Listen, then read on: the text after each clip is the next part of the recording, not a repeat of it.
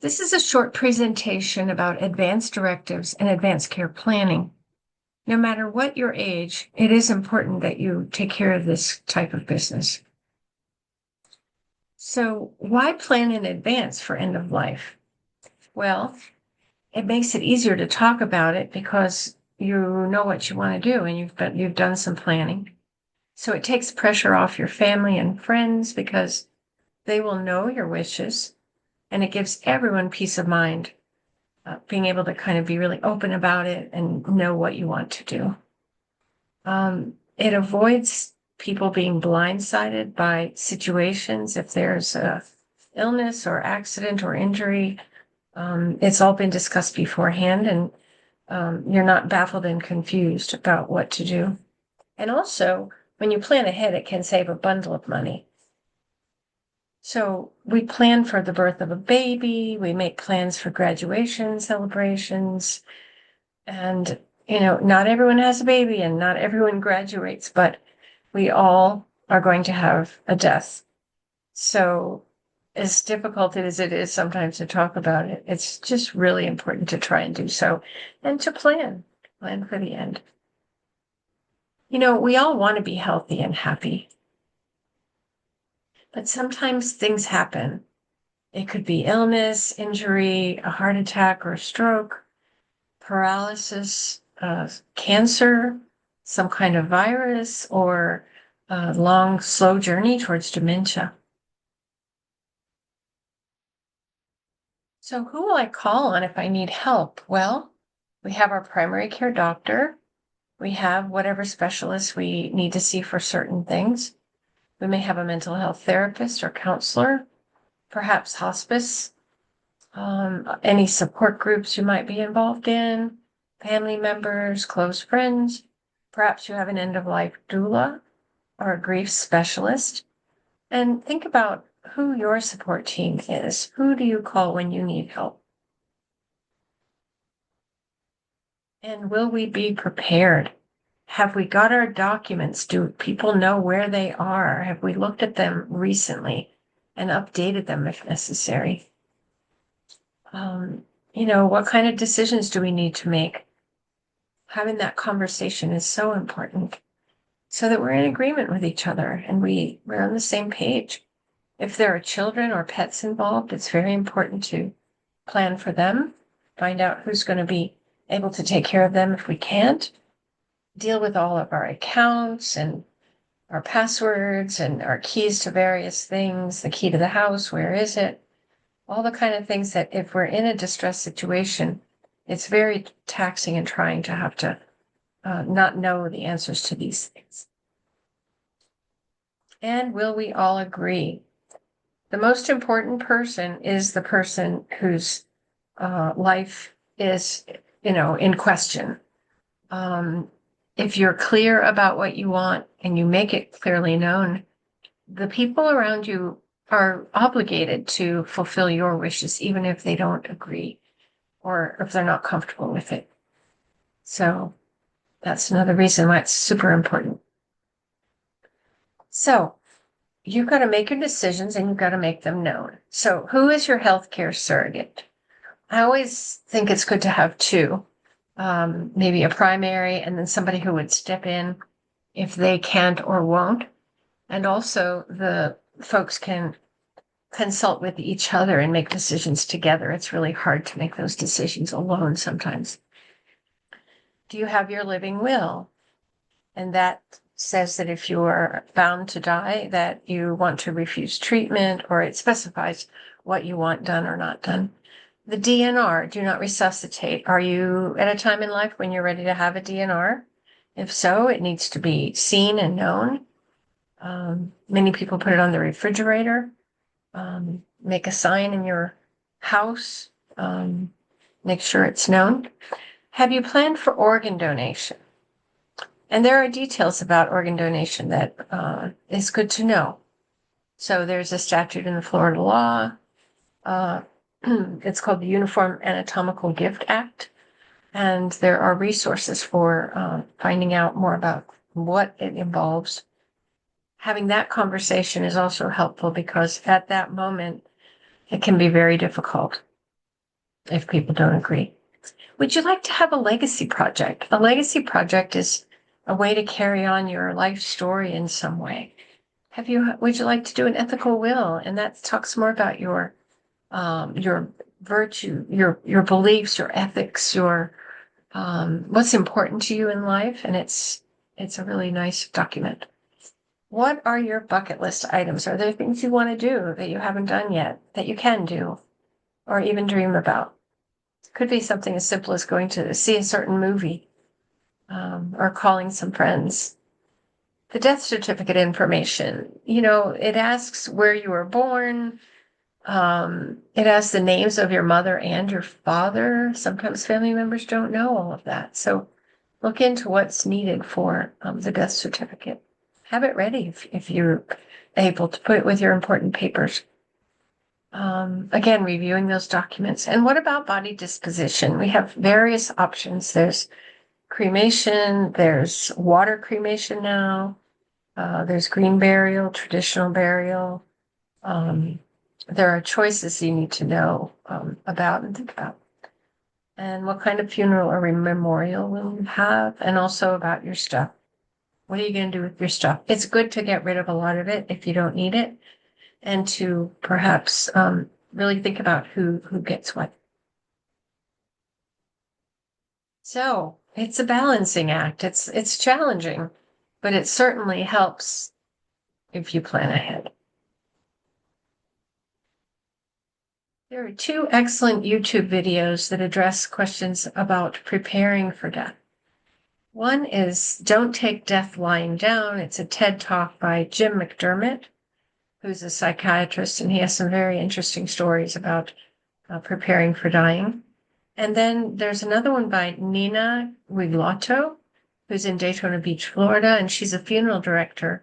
She addresses questions of being prepared in terms of what it can cost you at a funeral home if you're not. Very interesting. So today we're just going to watch one of those 2 to save time. But I encourage you to go and look up the talk by Nina as well. So we're going to watch Don't Take Death Lying Down, a TEDx Rainier talk by Jim McDermott.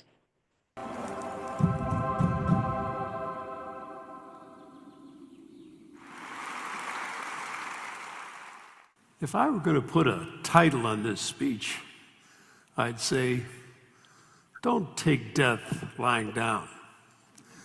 Now, I know you didn't come here to hear about death, but a great American philosopher by the name of Woody Allen once said, I'm not afraid of death. I can talk about death. I just don't want to be there when it happens. Well, the fact is, you and I are all going to be there when it happens. And what I want to talk about is how that happens and what you do to plan for it happening. Now, all of you, me included, I've written my advance directives, and all of you ought to be thinking about writing your own advance directive. How I want my life to come to an end. Now you say, well, it's a way out there. Think about your friends. It happens sometimes to people young, sometimes to old, so suddenly, and you need to be thinking about it and getting it written down so that you can share it with your family.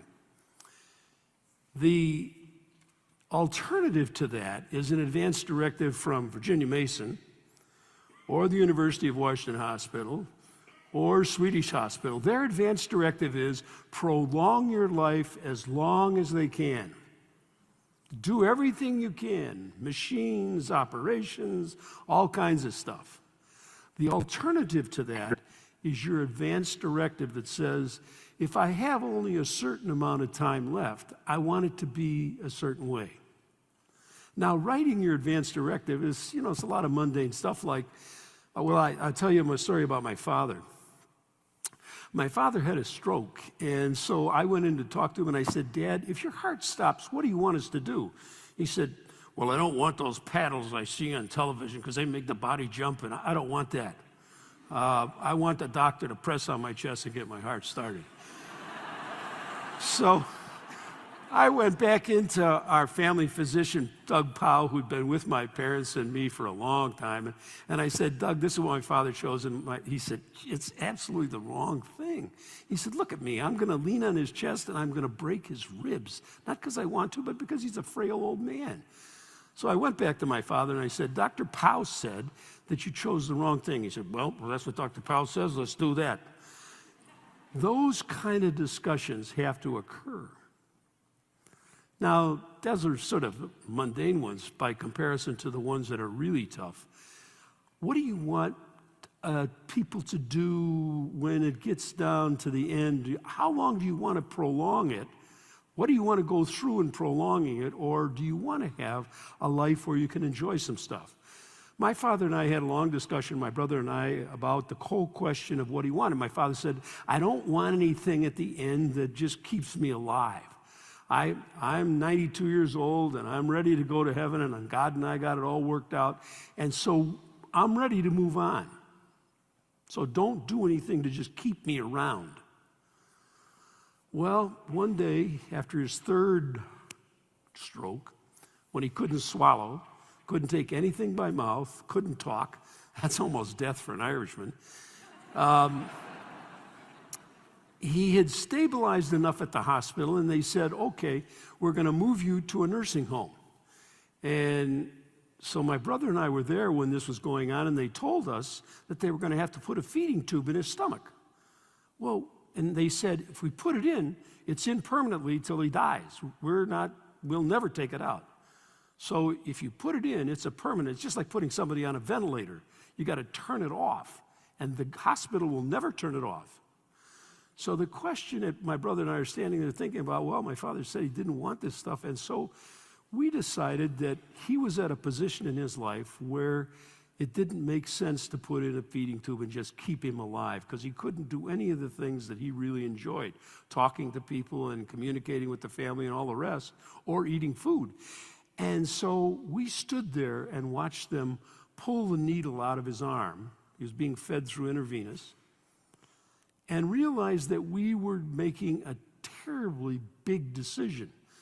But it was 100 times easier because we had had a conversation with him that this is what he wanted. He didn't want to be kept alive just for the sake of being alive. And those kinds of decisions you have to talk about them. And when I did mine, and I've done them 3 times, because you keep changing. Nothing you do is going to be put in stone. You will change your mind about exactly what you want. But I've changed it, and I finally took one down to the University of Washington Hospitals, and I said to Doug Powell, the doctor, hey, Doug, scan this thing into my electronic medical record so it's there. Now, I also sent a copy to my daughter and my son, and I sent one to my attorney, and they're all over the place, so that there won't be any question about what I want when these days come. Now, you say, well, I tell you another story. I had a very good friend, known him for 30 years. His son's my godson, and he got cancer of the throat. And he said, hey, look, I've read about it. I went on the internet. I read all about it. I can see that I haven't got very long, so I'm going to just check out. I'm not going to have x-ray. I'm not going to have chemo. I'm not going to have surgery. I said, hey, wait a minute. Let's get your sons up here so we can talk about this a little bit. One was way off and one was here in town. We got them together and they all had this big discussion about what should be done, and they convinced him, well, why don't you do the chemo and why don't you do the x-ray and maybe it'll be better. And so he said, well, all right. So he went through that, and then it was still there, and so then they started talking surgery, big surgery, going to be long rehabilitation from it. And he said, I don't want to do it. There's no point in it. I'm not going to live, so I just want to enjoy the last days I got here in life. Well, the sons found somebody who said he could do it a little bit different, and maybe it wouldn't take so long, and so they did the surgery. It didn't work out right. Spent 43 days in University Hospital. I saw him every single day. And he got more and more depressed because he hadn't wanted to do it and all of this. Finally, I said to him, what can I do for you? He said, get the people from hospice. I'm ready to go. So I called a couple of my friends, and they came in and talked to him. The next morning I talked to him, and he said, I feel like $1 million. I got control of my life again. It's not the hospital and all those needles and all the x-rays and all this. Nobody's controlling my life. I'm controlling it. I can go into hospice anytime I'm ready. Well, I said, all right, our goal is to get you out of here so you can die at home. So we got him finally out of the hospital after 43 days. And one day I said to him, what's on your bucket list? He said, are you crazy? I'm dying. I said, well, that must be something you'd like to do again. He said, well, I'd like to ride across the sound on a ferry at sunset and watch the mountains and watch the sun and so forth. And so we got on the ferry, and on the way over, he said, I'd like a beer. I don't know if I can keep a beer down, but I said, look, I've seen children who vomit, and if that's not the end of the world, okay? So let's get you a beer. So he got a beer. He kept it down. We had a nice day. 3 weeks later, I said to him, what else on your bucket list? He said, you know that oyster house up on Chuckanut Drive? You drive down Chuckanut Drive, and there's a big oyster place? Let's go get a dozen oysters. So we went up there, and we had 3 dozen oysters and a big bottle of wine. And the bill came, and he looked at it, and he said, my God. I said, how many times are we going to have this lunch? All right? Forget it.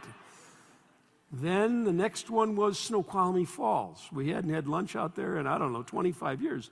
So we went out and took pictures and did all kinds of stuff. And we were going to go to San Michel Winery when he passed. But those last weeks were very important. For he and his friends and his children, his sons went along with us on these trips, and we had a great time. But that was because he had taken control. He had written his final directives. He said what he wanted. So there are 4 reasons why you should do this. The first one is for yourself, so that you go in the best possible way. The second reason is for those around you care about, your spouse, your mother, your father, your children, whoever. They need to have that final directive so they don't have to stand there on one side of the bed. One wants it, one doesn't. Shall we let mother go or shall we not? Those kinds of things are terribly emotionally upsetting in families. As a psychiatrist, I've seen it and heard it, so I know that it's real. The third group that people sometimes don't think about is the doctors and nurses who take care of you. All of those people care deeply about what they're doing. They have a final directive. They have an ethic that says they have to keep you alive, but they know in their heart that this isn't really prolonging a good life for you. This isn't making it better. It would be better to stop that.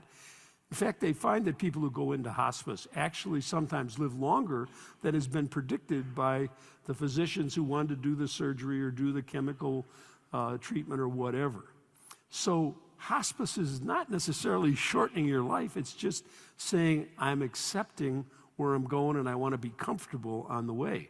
And without those final directives, unless you put that in there, it doesn't happen. And the doctor has to keep prolonging your life. There's a fourth reason, and this one I won't spend a whole lot of time. My time's almost gone, but that's the whole question of money. One day I went in to see my friend who'd been in the hospital for 43 days. He said, look at this. And he flipped me the hospital bill. And I opened it up. He said, you see, I spent almost $500,000 in 43 days. And it didn't make one single bit of difference about where I'm going to wind up. We know in Medicare that 25% of the money that's spent in Medicare is spent on 5% of the people in the last year of their life, and it makes almost no difference in the length of their life for all that money that we spend. So if you have some money that you want to give to your children to go to school, or you want to give it to charity, or you've got some idea what you'd like to do with the things that you've accumulated, you must think about that and realize that the longer you let the final directive be driven by the medical profession and the hospitals and the medical industrial complex, the more you're going to spend, and there's not going to be anything left. And doing a final directive isn't easy. I'm not for 1 minute saying, I spent 3 hours writing it the first time, and then I wrote it again, and I wrote it again, and I decided that I was going to hand it in. I want you to write your final directive. Don't take death lying down. Thank you.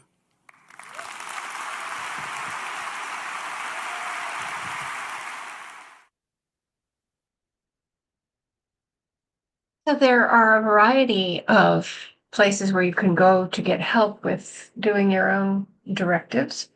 One that many people use is 5 Wishes, and you can Google that. 5 Wishes is very useful. I think they charge $5 to buy it online or something. And anyway, 5 Wishes is a very popular one. And the National Hospice and Palliative Care Organization has all kinds of information helping you to prepare for end of life. And their website is caringinfo.org. And so a very, very important part, which was something Jim McDermott was talking about, was, who is your healthcare surrogate? That is a person who legally can make decisions for you when you're not able to make decisions for yourself. So the job of the healthcare surrogate starts when you're not able, and it ends at your death. So it's always good to have 2 people in that position. Also, they need to agree to be your surrogate. They need to know your wishes and be willing to fulfill your wishes.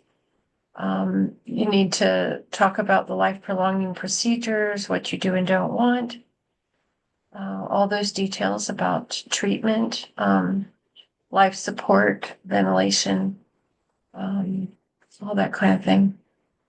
A lot of times they put a feeding tube in, and it takes a lot of effort to take it out. So it's best, if you don't want a feeding tube, to not have it put in the first place.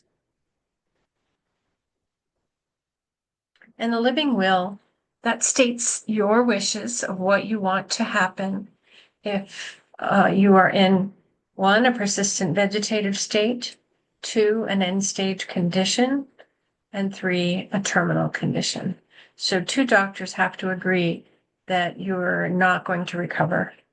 And you may want to put your organ donation wishes in that document, or it could be in a separate document.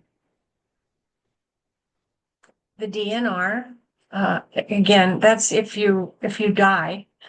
In other words, your heart stops beating and your breathing stops.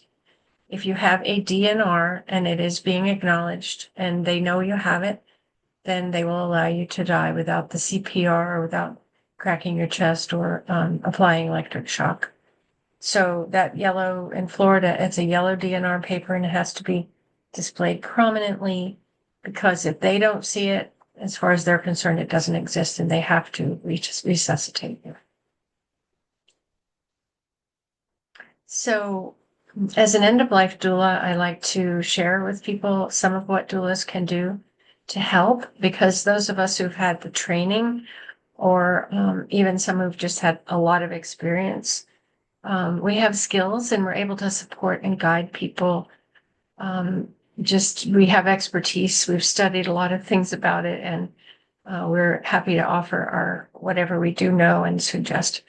So it's good to have a person who is outside of the family dynamics. We come in with no history, no emotional involvement in whatever may have been pre-existing in the family.